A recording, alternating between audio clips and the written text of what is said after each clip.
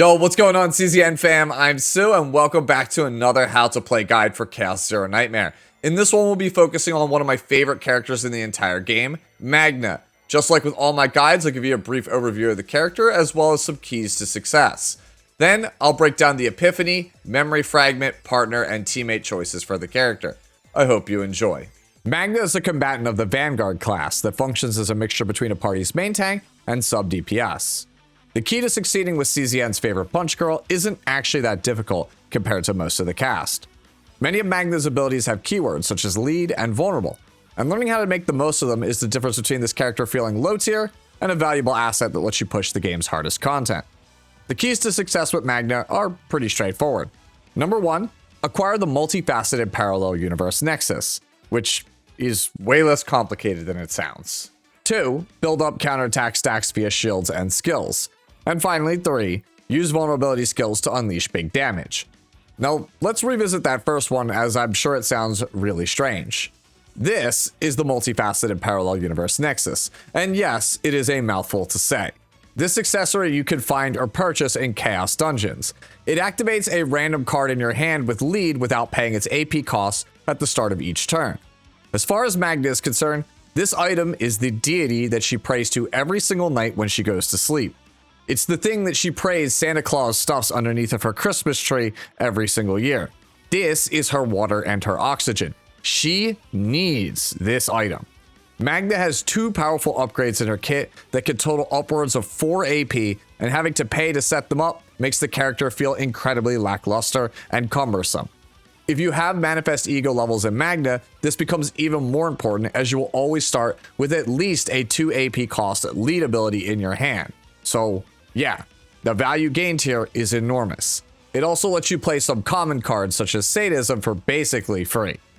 Now that we're done talking about the funny yellow pyramid, let's move on and talk about Magna's cards for real, so that way you can get a feel for her core gameplay loop. Let's start with her basic cards. Both Frozen Fist and Frost Shield gain the ability to give 1 counterattack stack whenever Magna's basic attack upgrade proficiency is unlocked, so make sure that you get it as soon as possible. Frozen Fist is a bit of a dud card, but Frost Shield is actually an incredibly good skill for a basic card, and I'd argue it's one of the best basics in the entire game. Fully upgraded with potentials, the amount of shields that this thing generates is better than almost every other skill in Magna's arsenal. If you want to reliably tank and set up counterattacks, you will want to invest in Magna's basic cards and both of her basic card proficiency upgrades. Next, let's talk about her first unique card, which is Ice Fragment. Ice Fragment has the lead keyword, making it one of 2 cards that work well with Nexus, and also means you should prioritize playing it first every turn, if at all possible. At base, Ice Fragment gives 2 stacks of crystallization upon activation, and then 1 stack of counterattack every single turn. Crystallization gives you a plus 20% shield at the end of each of your turns for each stack, meaning that Ice Fragment gives you a 40% shield every single turn. This sounds great on paper, but then you realize how small it actually is.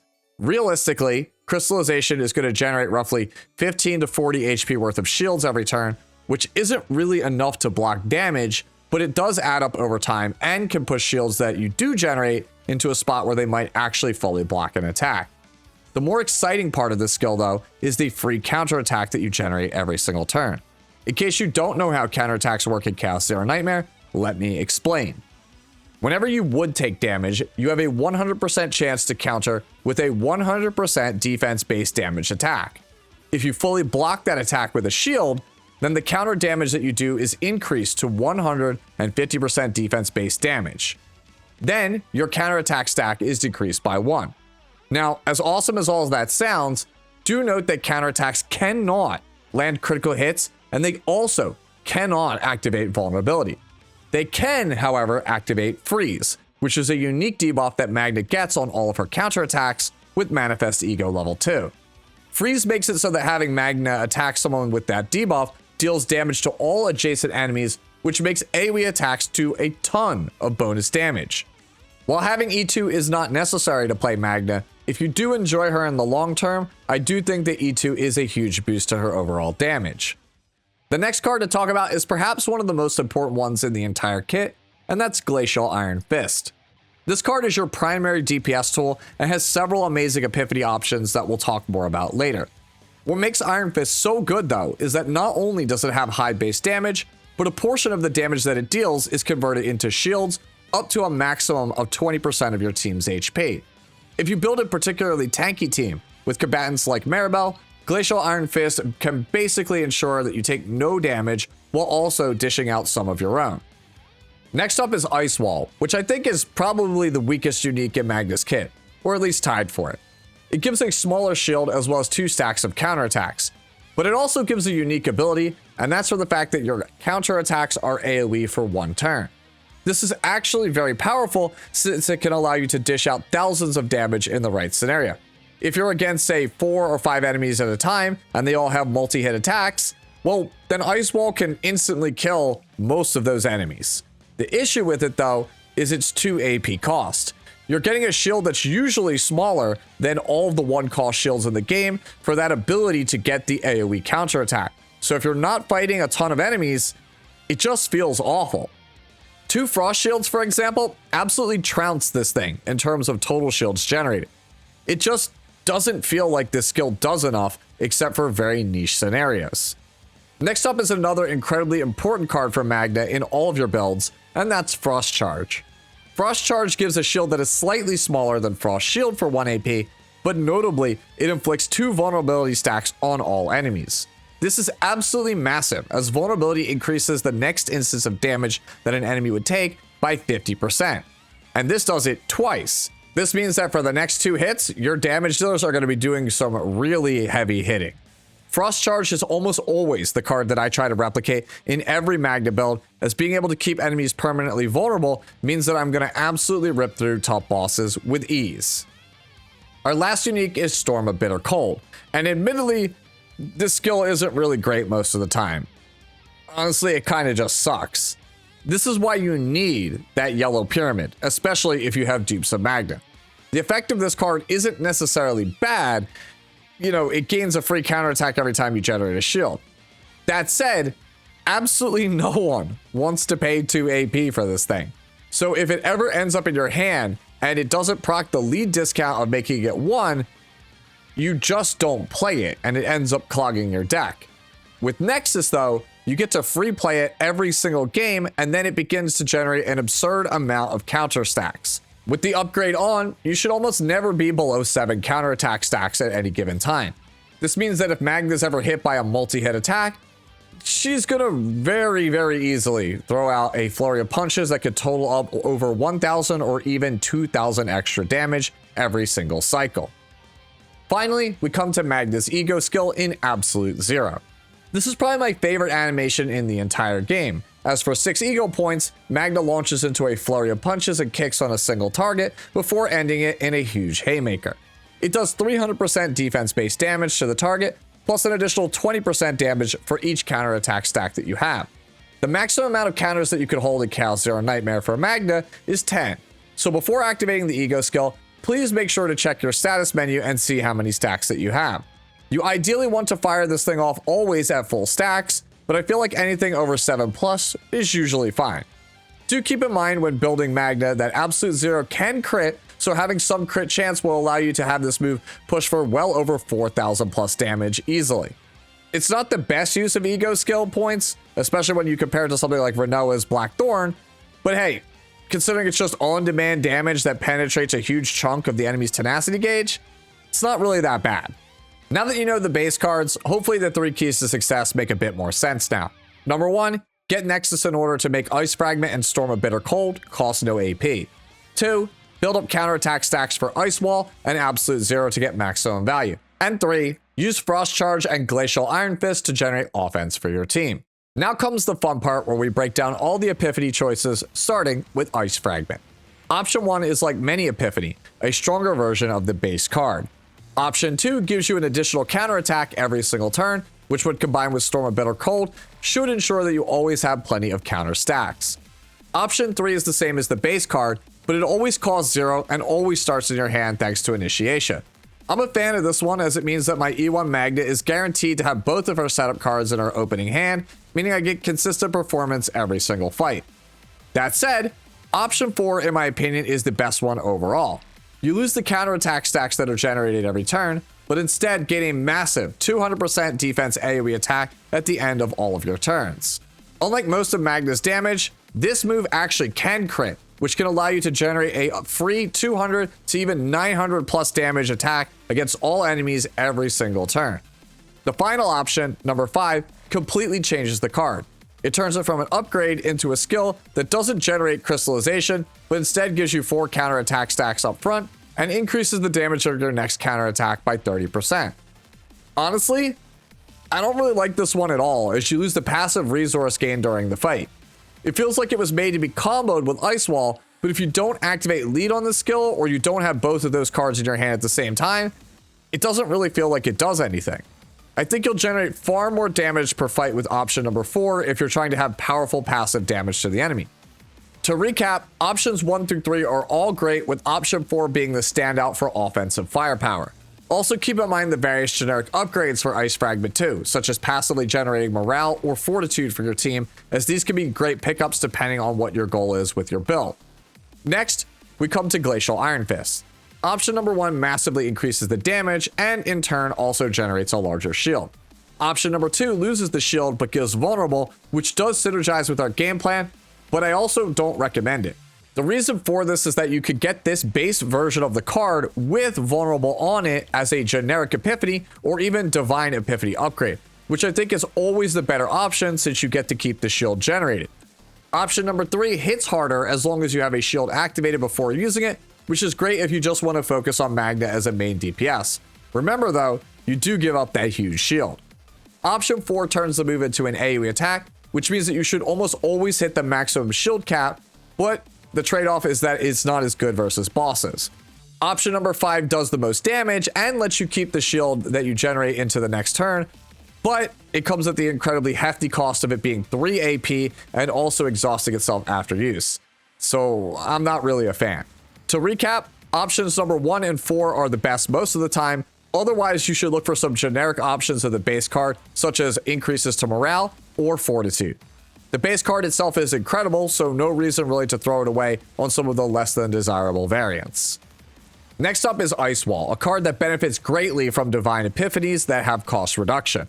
Option number 1 is a stronger version of the base effect, giving 1 more counterattack stack and a larger shield. Option 2 loses the AoE counterattack clause, but gives you a significantly stronger shield tied to your counterattack stacks. This thing can very easily generate a shield near 500%, and if you're playing an Ice Fragment and Storm setup that generates a lot of stacks, it makes for a great option if you want to build Magna as a main tank. Option number 3 turns Ice Wall into an upgrade that makes all of your counters always AoE for the whole battle, but sadly it doesn't really have any form of cost reduction or lead to make it really worth it. Option number 4 turns Ice Wall into a powerful AoE attack that synergizes extremely well if Magna is paired with other shielders such as Maribel. Option number 5 is the base version of the card, but allows the AoE counter clause to last for 2 turns. Personally, I always go for options 1 or 2 most of the time, but 4 is one that I reach for if I'm playing a bruiser comp like Magna plus Maribel or Magna plus Callipay. And to reiterate, Divine Epiphanies that give cost reduction on Ice Wall make all versions of the skill significantly stronger.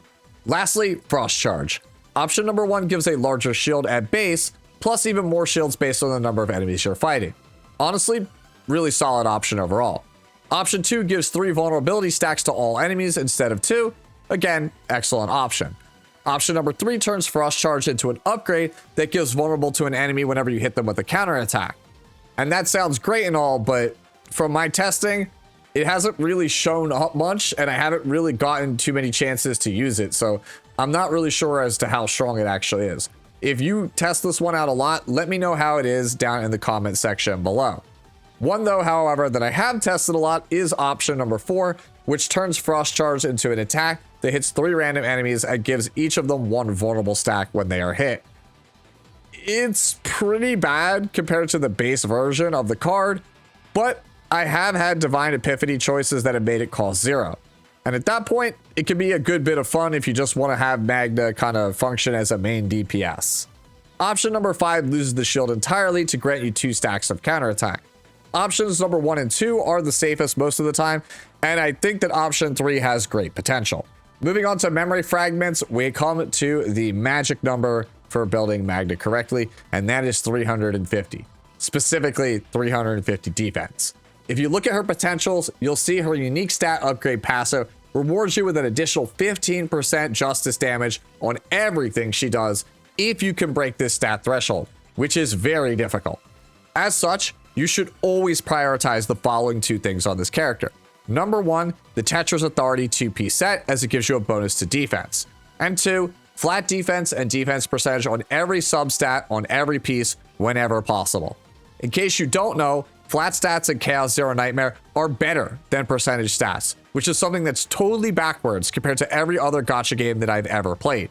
Flat defense in particular is significantly stronger than defense percentage, so whenever you see it on gear, you should prioritize it. The other stats that you want to be focusing on are going to be depending on what you want out of Magna. I personally chase crit chance and crit damage in addition to defense and defense percentage because I really like the idea of my brawler hitting really hard. For you though, you may just want to focus on flat health and health percentage so that way she's the tankiest girl around. The other memory fragment sets that you play in addition to Tetra's Authority are going to depend on what you're looking for. If you want the most health possible, you go for the 2-piece Healer's Journey set. If you want the most damage, you chase the 2-piece Executioner's Tool set. If you want the largest shields, then you go for the Seth Scarab set since most of your shields in fights are going to come from the basic card Frost Shield. I personally play Tetra's Authority, Healer's Journey, and Seth Scarab, but mixing and matching any of the 2-piece sets should work for you fine, so long as you're prioritizing flat defense whenever possible. Remember, you should hit 350 defense once your Magna is at level 60 and is wearing a level 60 partner. Speaking of partner, let's talk about that now. There's two free-to-play options in Rachel and Wilhelmina. Rachel, I believe, is the best free-to-play option, giving you draw power as well as a solid shield in a pinch. Wilhelmina reads like she could be good, but when you consider that most of Magna's builds only have one attack card in Glacial Iron Fist, you realize you don't really get much value out of that passive skill. The best in slot option I feel like for Magna overall though is going to be Erika, granting you bonus damage to your counterattacks and helping you build up counterattack stacks much faster. The activated ability also gives you access to another sizable nuke akin to Glacial Iron Fist, but this one's AoE for simply 2 ego points, and it also nets you 2 counterattack stats. To recap, I think Rachel's great for free-to-plays, and Erika is probably the best in slot option for those that have her. Finally, to wrap up the video, let's talk about teammates for Magna. I truly feel that Magna is one of the most flexible characters in the entire game, easily able to slot in as a third in most team compositions. Just pick your favorite DPS plus support pair, and then slap Magna in as a third, and it probably just works. Renoa plus Nia, that works. Yuki plus Cassius, that works. Amir plus Ray, that's gonna work too. Hell, even comps with no healers that are centered around characters like Kairon or Tressa could work due to the passive healing that they have in their kits. I don't have Orleia as of the recording of this video, but I'm pretty sure she'll work fantastic alongside of Magna as well. If I had to pick a favorite teammate though to pair with Magna, it has to be Maribel. Both characters generate boatloads of shields and counterattacks, and even generate shields based on the damage that they deal. As long as you're not fighting a boss that stacks morale or has an enrage timer, you're gonna feel practically invincible playing these two ladies together. If you've never tried Team Magnabelle, you absolutely have to, as it's a total blast to play, and it is tied for my favorite team in the entire game. If the enemy so much as looks at you funny, both of these girls are just going to jump them and beat the ever-loving tar out of them with half a dozen or more counters every single turn. And that's going to do it for how to play Magna. If you have any questions, as always, feel free to ask them down in the comment section below. And if you want to see more guides in this same style for Chaos Zero Nightmare, there should be a playlist on your screen now. As always, enjoy the rest of your day, the rest of your week. I'll catch you in the next one. Later now.